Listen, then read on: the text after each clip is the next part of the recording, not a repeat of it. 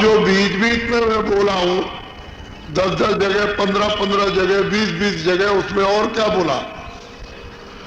एक कान के अंदर में गुंजार, जैसे भोरा जो है, मच्छर जो है वो आवाज देता है ना कान में कि होशियार हो जाओ, मैं आ रहा हूं काटने के लिए।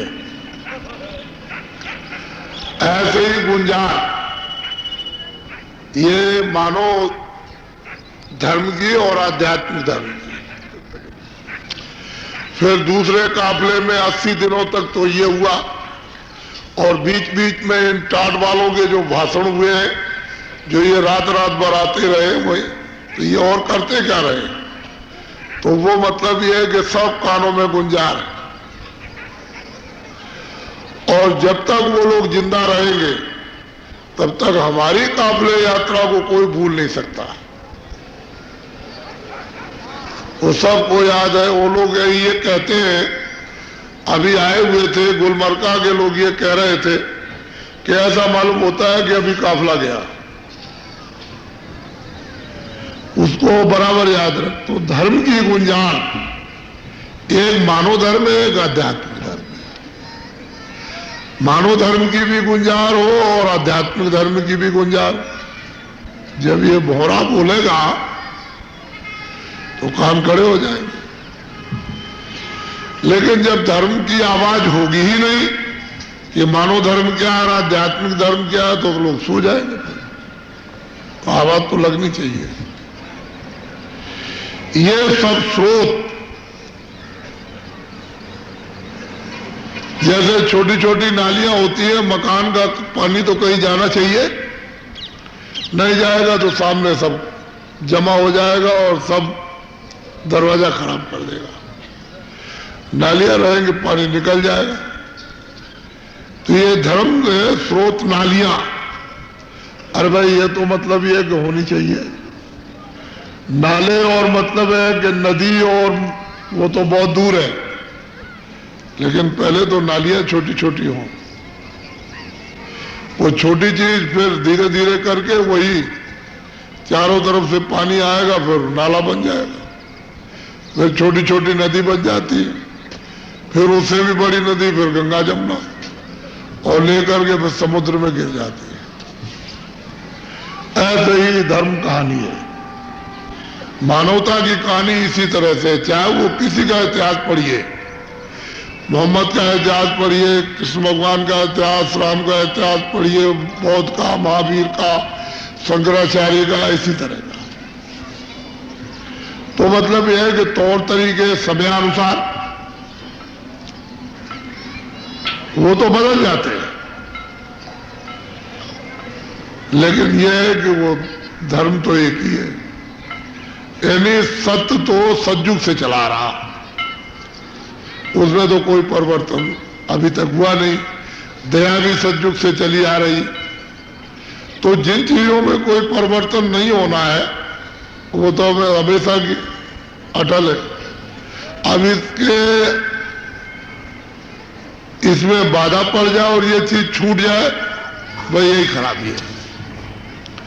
सत्य की जगह पर असत्य का उच्चारण करने, वही खराबी, ये विनाश है। ये मनुष्य की मानवता, धार्मिकता का विनाश है, और उसी का पालन कर लिया जाए तो मतलब है फिर आबाद हो गए। तो अब टाइम हो गया। बोलो जय गुरुदेव, जय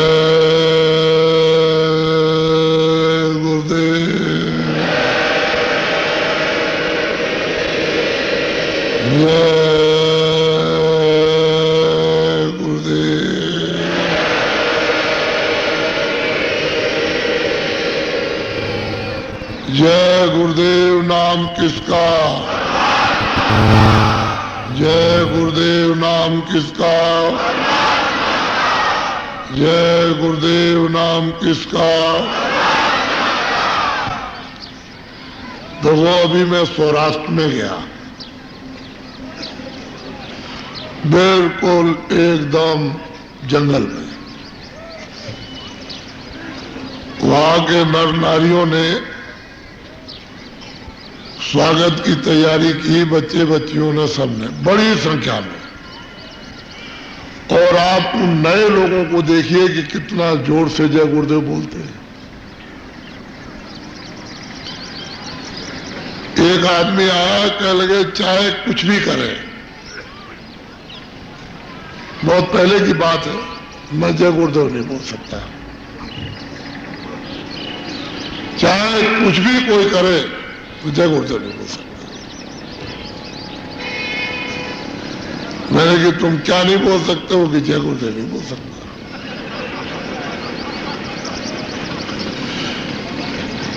मैंने कहा अगर कोई तुम्हारे साथ कोशिश करे तो क्या नहीं बोलो? क्या लगे जय गुरुदेव नहीं बोलेंगे।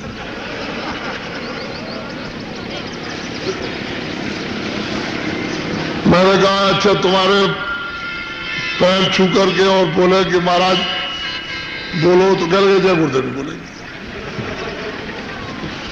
हमने ये तुम बहुत बड़े पागल हो, तुम किस बात की प्रतिज्ञा करते हो? क्या लगे जय गुरुदेव नहीं बोलना। हमने कहा भाई तुम जय गुरुदेव तो बार बार बोल रहे हो, तुम बड़े पागल हो। जय गुरुदेव तो हर बात में बोल रहे हो। तो देखिए, यानी अपनी बुद्धि का उसका कितना संतुलन खत्म है कि वो जय गुरुदेव बार बार कहता है कि जय गुरुदेव नहीं बोलेगा, वो जय गुरुदेव बोला।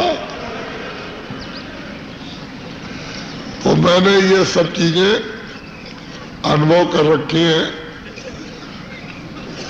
कि मनुष्य कहां पर है, कहां पर जाएगा। अब तो मतलब यह है कि चारों तरफ गुंजाल लग रही है। वैसे यह कुछ ऐसे व्यक्ति लोग हैं कि इस नाम से बहुत कंपायमान होते हैं, डरते हैं। अरे भाई जो भगवान का नाम, उससे क्या डरना? उससे डरने की तो कोई बात नहीं है। भगवान का नाम तो भगवान ही तक, किसी व्यक्ति विशेष का नाम होता तब तो मतलब कोई बात नहीं, तो ईश्वर का नाम है, तो हम भी तो उसको उच्चारण करते हैं।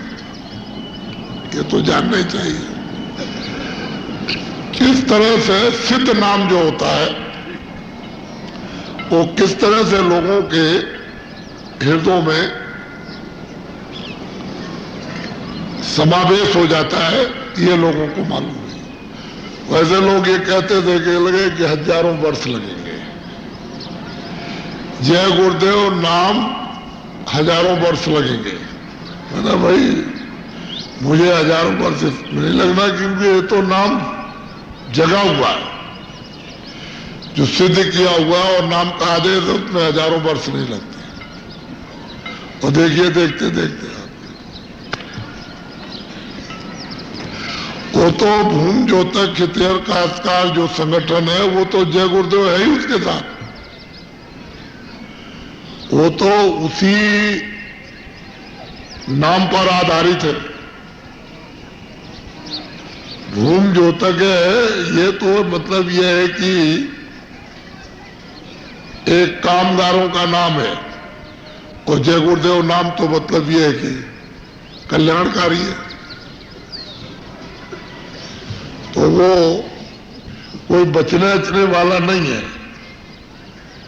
कोई आदमी नहीं जानता है कि भगवान की क्या लीला होने वाली है और होगी, उसको लोग नहीं जानते। तो आप लोग अच्छी तरह से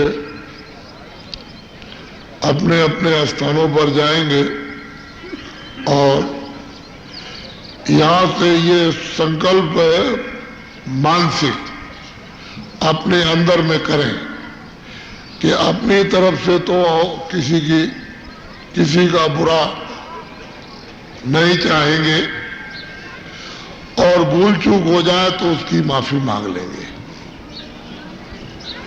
जब आपका ये दृढ़ मानसिक संकल्प होगा तो आपको स्थान याद रहेगा कि हमने वहां पर मानसिक प्रतिज्ञा की कि हम अपने द्वारा किसी का हित नहीं करेंगे। जब आप ये संकल्प रखेंगे तो आपको समय समय पर याद आ जाएगा। कोई अगर घटना हो भी जाएगी, आप कर लेंगे क्रोध में आकर के, तो थोड़ी देर के बाद आपको स्थान याद आ जाएगा कि हमने प्रतिज्ञा की थी। अगर आपको न भी याद आया तो कोई ना कोई आपको याद करा देगा कि देखो आप वहां गए थे और आप प्रतिज्ञा करके आए, आपको क्रोध में ये नहीं करना चाहिए था, वो याद करा देगा। तो जब मनुष्य किसी चीज की जब प्रतिज्ञा ले लेता है तो वो बराबर उसका ध्यान रखता है और बुराइयों से बच जाता है।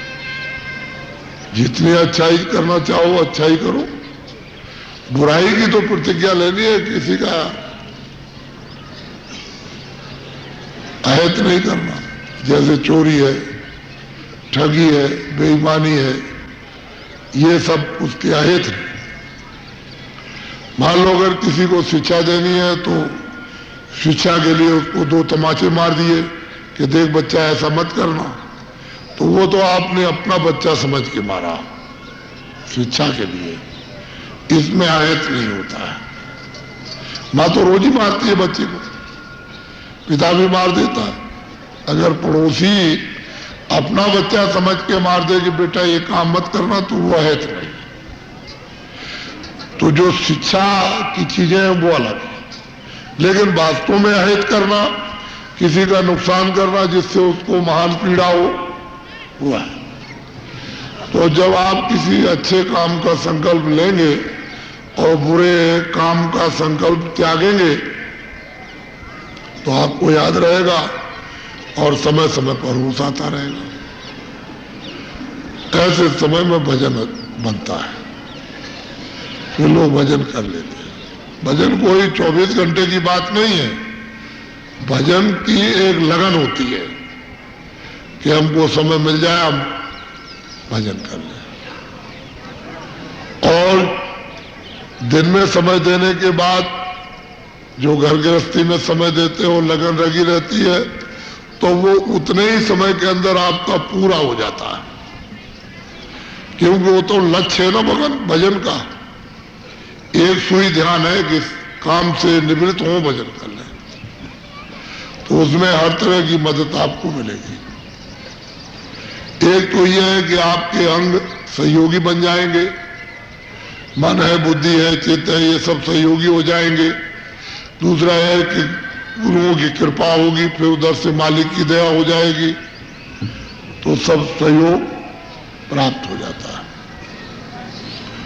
और भजन बन जाता है।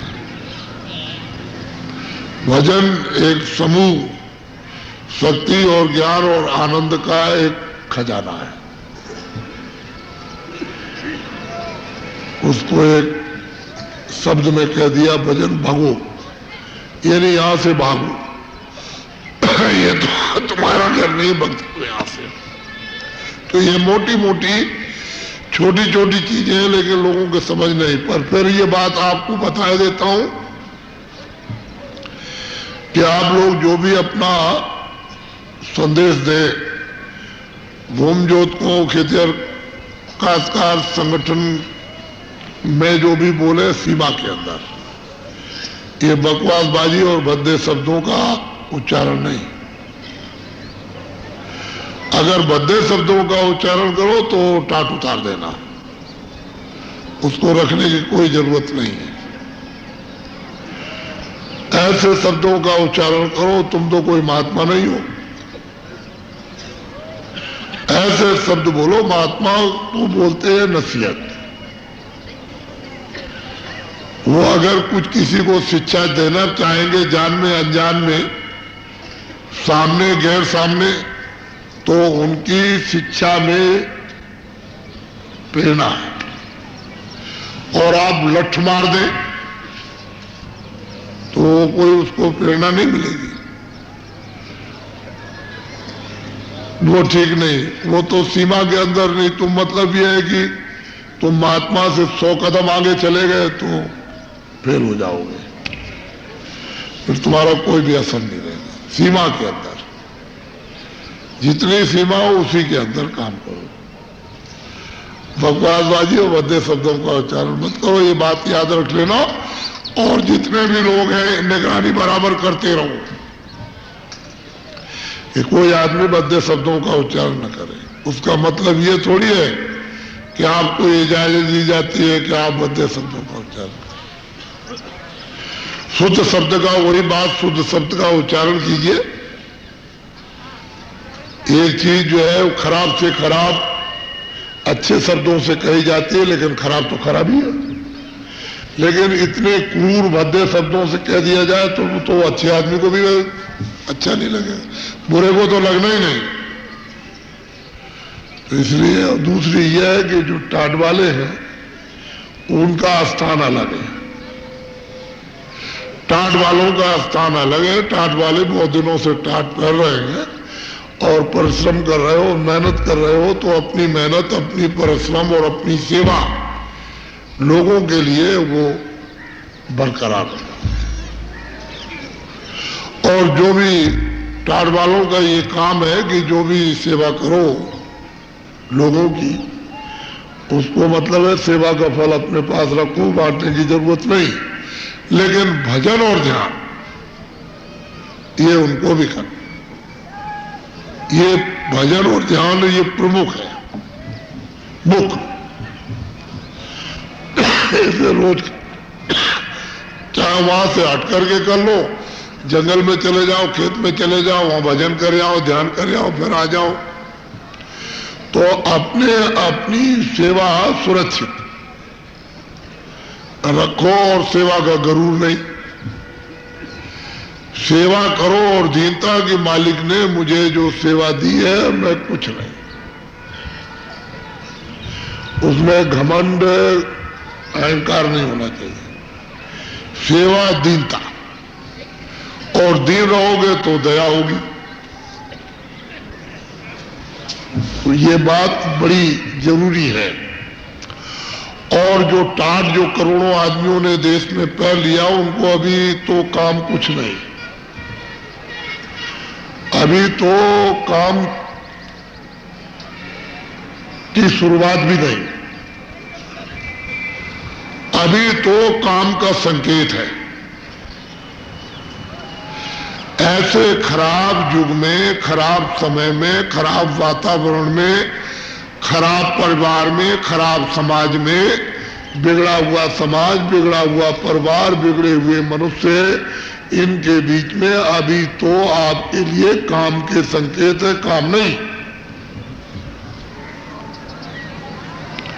जब आदमी काम करने चलेगा तो गंदगी से भर जाएगा,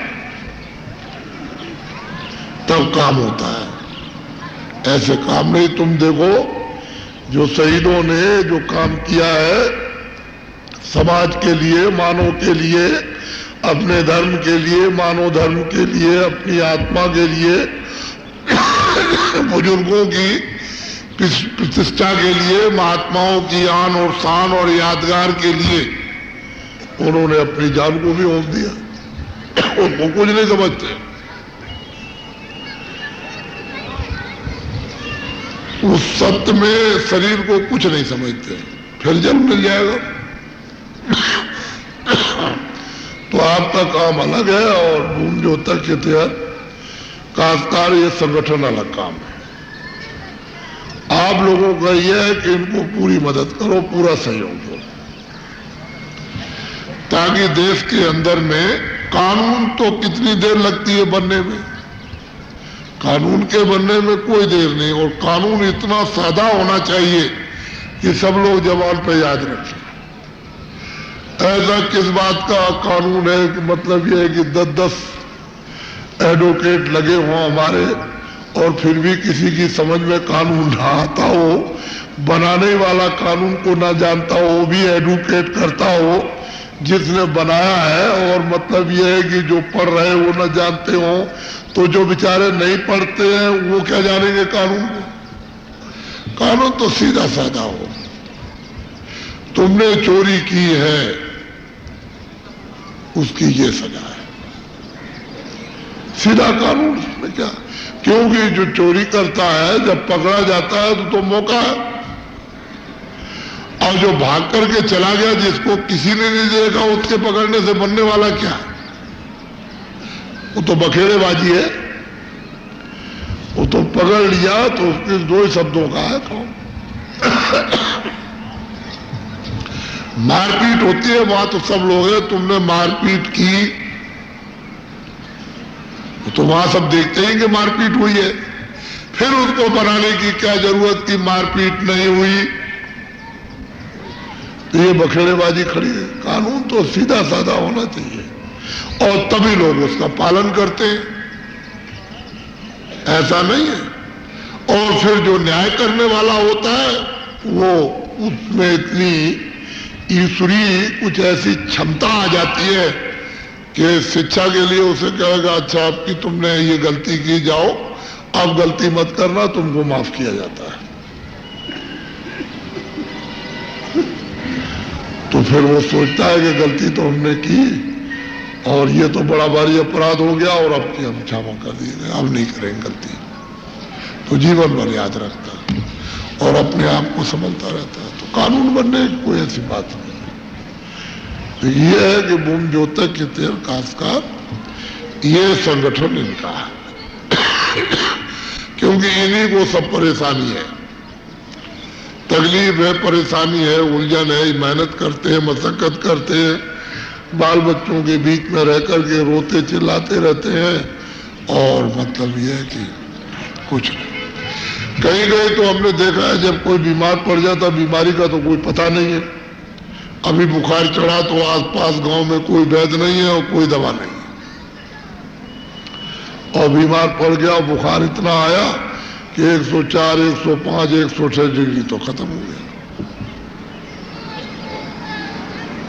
तो कहने का मतलब यह है कि बीमारी का तो कुछ नहीं, लेकिन अगर उसको कोई आधार मिल जाएगा तो कम से कम अपने आप को समझ जाएगा। तो इसकी तो कोई सुनने वाला है नहीं, चिल्लाते रहो तुम। तो इसलिए ये नवीनतम कार्य होगा। जो लोग सोच रहे हैं कि शायद उस तरह का कार्यक्रम होगा जैसा हो रहा, उसमें कुछ नहीं होगा, ये सब नवीन कार्य होंगे।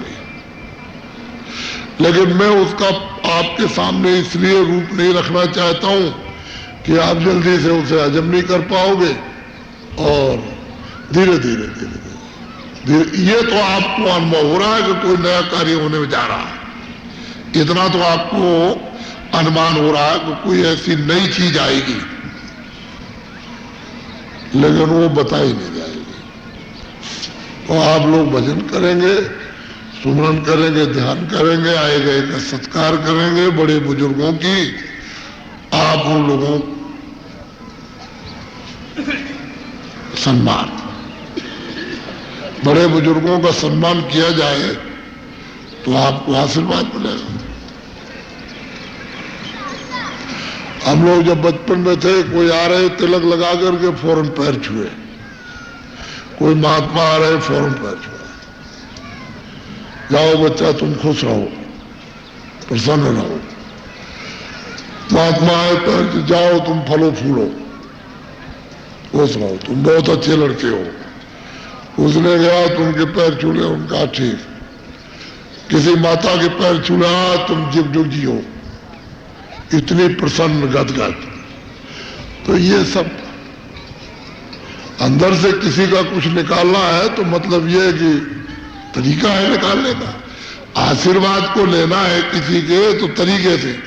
अच्छा, और पापी भी आशीर्वाद देता, उसका भी आशीर्वाद फल जाता, लेकिन वो पाप नहीं बरसता, वो जो उसका अंदर पुण्य जो जमा है वो बरस जाता है, उससे उसे आशीर्वाद मिल जाएगा। तो पापी भी आशीर्वाद दे देता है, आप तो जानते रहे। नम्रता बहुत बड़ी चीज है। नम्र आदमी कहते हैं कि जबान सीरी मुल्क की ही, मीठी जबान से मुल्क को कब्जे में कर लो, कड़वी जबान से कुछ नहीं। तो असली नम्रता बहुत बड़ी चीज है और ये आपको भर भर के सिखाया जा रहा है। भरा जा रहा, तो उसी तरह से आप अपनी सीमा के अंदर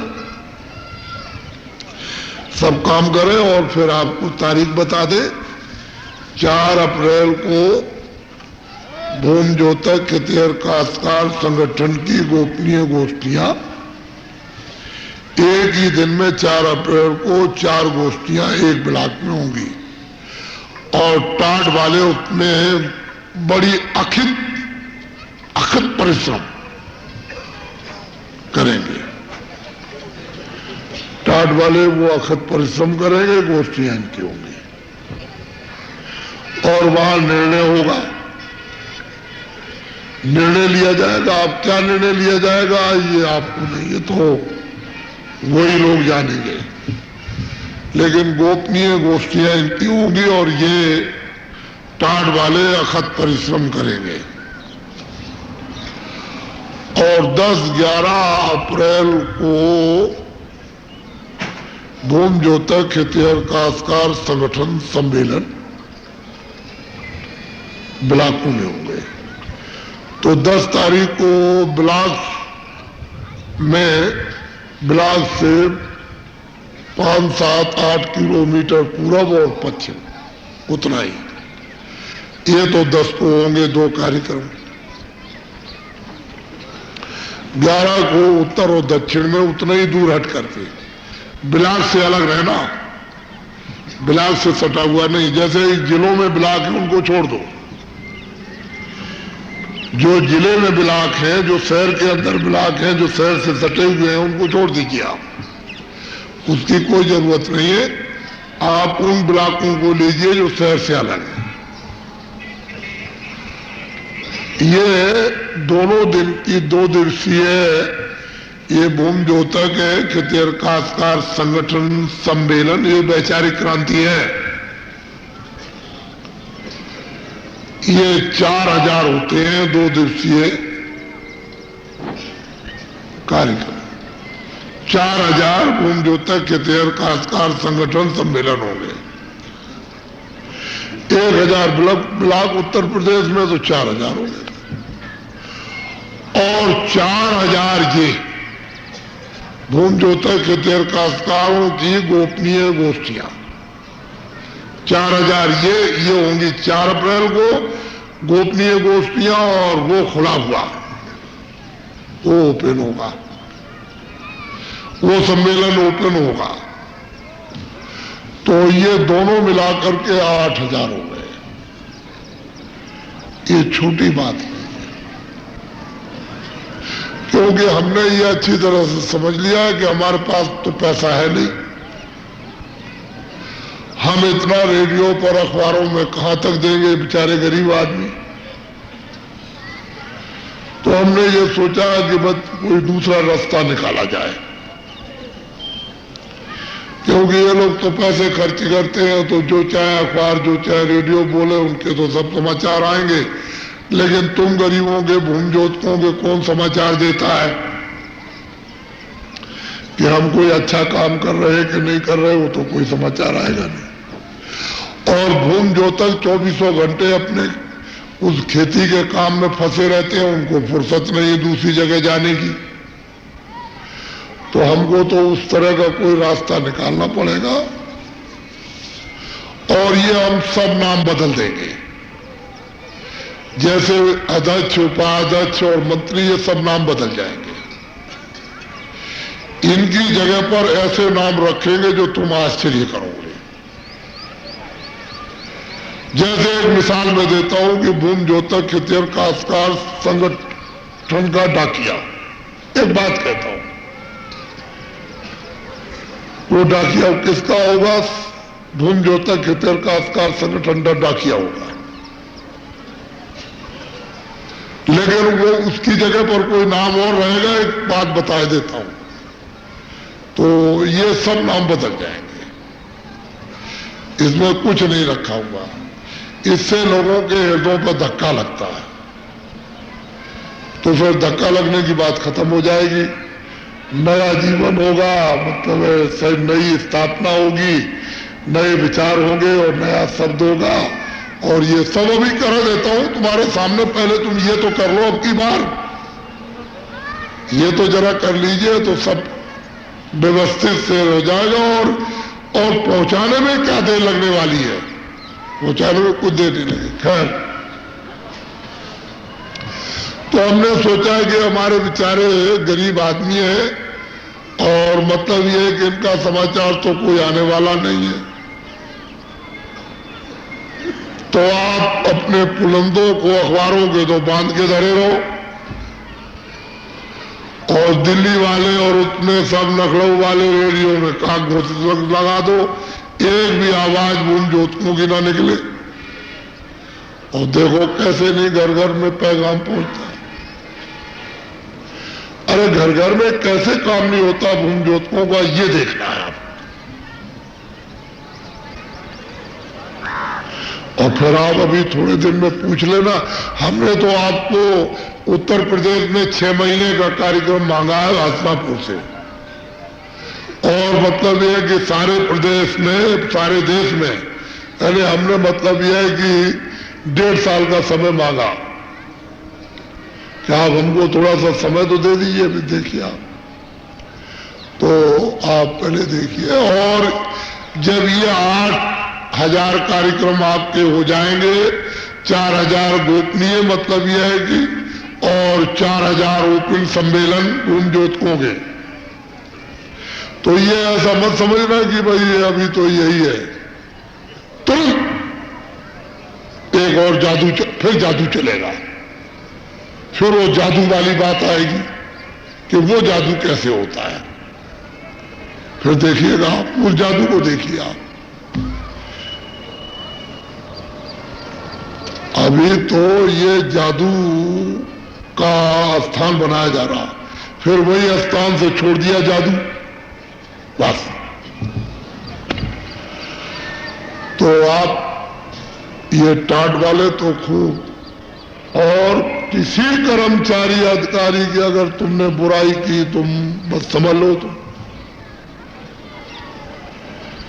ये मैं जानता हूं कि इनका खर्चा नहीं चलता है और महंगाई बहुत है और टैक्स बहुत लगे हुए हैं। इसके माने ये नहीं है कि किसी कर्मचारी अधिकारी को बदनाम किया जाए, क्योंकि इनके लिए तो मैं बदनाम हो ही गया, क्योंकि मैं इनके बारे में, तनख्वाह के बारे में बोल रहा हूं कि 2103, अब 3 ही नाम क्यों रखा, 5 कर देते, 7 कर मतलब ये 10 कर देते, 2103 ही क्यों? कोई बात जरूर है इसमें, कोई राजमयी बात है, वो अभी तो बताएंगे नहीं आप। और फिर उसके बाद में 4,000, फिर 6,000, फिर 8,000 डीएम को, एसपी को और जजों को 10,000 मासिक वेतन दिलवाया जाएगा और सुविधाएं इतनी इनको प्राप्त करा दी जाए। कौन कराएगा? ये भूमि जोतक खेतिहर काश्तकार संगठन। अभी आपको क्या मालूम? और इनका जब सब वेतन बच जाया करेगा, फिर इनके काम को देखिए आप। किसी को दूसरे दिन दौड़ने की जरूरत ही नहीं है कि आज दफ्तर में आ गया और तुम कल आना हो, परसों आना है, कुछ नहीं, आज ही काम उनका। तो आपका तो सब पैसा बच गया। नहीं तो महीनों दौड़ते रहो, सालों दौड़ते रहो, कुछ होने वाला नहीं। तुम्हारा आने जाने का खर्चा जो वहां गांव में हो, खेती करते हो, मतलब ये है कि उसको, वो मतलब ये है कि वो भी नुकसान हो गया, और यहाँ खाने पीने का, आने जाने का, रात को परेशानी। तो उसी वक्त बैठ के सब काम, जो पहुंचेगा दफ्तर में फाटका। तो ये बताओ तुम कितनी परेशानियों से बच जाओ, लेकिन सबसे पहले इनको ध्यान देना पड़ेगा। जब ये परेशान रहेंगे तो कुछ नहीं कर पाएंगे, कुछ नहीं कर पाएंगे। अभी परेशान जब आदमी है तो क्या करेगा? तो ये भी परेशान हो, तुम भी परेशान हो, तुम भी परेशान हो, ये भी परेशान, तो तुम्हारा इलाज हो जाए, इनका भी हो जाए। तो हम तो वैसे ही बदनाम है। लोगों ने कहा आप कर्मचारी अधिकारियों के बारे में क्यों बोलते हैं? हमने कहा भाई हमारे पास रोते हैं, तुम उनका रोना बंद कर लो। ये आकर के रोते हैं कि हमको बहुत तकलीफ है, हम सताए जा रहे हैं, मारे जा रहे हैं, हमारे ऊपर कर्जा लदा है, झूठे मुकदमे। आज ही सुबह सुबह वहां चिल्ला रहा था। कल तो मैं जितना लोगों से मिला, मुझको बहुत मतलब मेरे ऊपर दया कर दीजिए, बड़े झूठे मुकदमे, मुझको झूठा फंसा दिया गया और ये कर दिया, रोते। तो इनका आप रोना बंद कर लीजिए, मैं कोई बात नहीं करूँगा। आप रोना इनका बंद करते नहीं है तो फिर मुझे तो कुछ सुनना ही है। अब मेरा स्थान तो मेरा है। जब आप ये कोई किसी की नहीं सुनता है तो ये लोग सब महात्मा का स्थान ढूंढते हैं कि चलो भाई महात्मा हमारी बात सुनेगा, क्योंकि ये तो देश ऐसा ही है ना।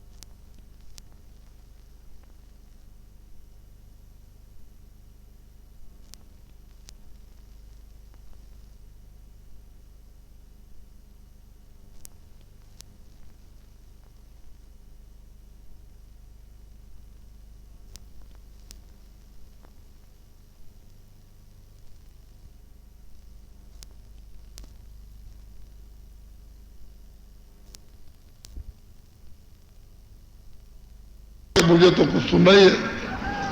अब मेरा स्थान तो मेरा है। जब आप ये कोई किसी की नहीं सुनता है तो ये लोग सब महात्मा का स्थान ढूंढते हैं कि चलो भाई महात्मा हमारी बात सुनेगा, क्योंकि ये तो देश ऐसा ही है ना।